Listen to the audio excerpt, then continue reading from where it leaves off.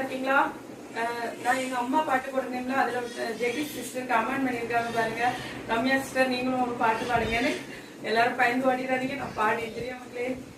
எனக்கு இந்த பாட்டு ரொம்ப பிடிக்கும் பாத்துறாங்க.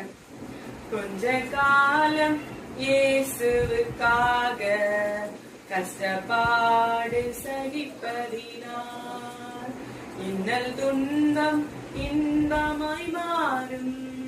இயேசுவை நான் காணும் போது அவர் பாதம் வீழ்ந்து பணிந்து ஆனந்த கண்ணீர் வடிப்பேன்.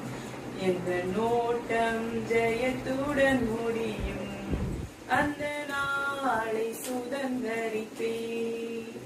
எந்த நோட்டம் ஜெயத்துடன் முடியும், அந்த நாளை சுதந்தரிப்பேன். மக்களே,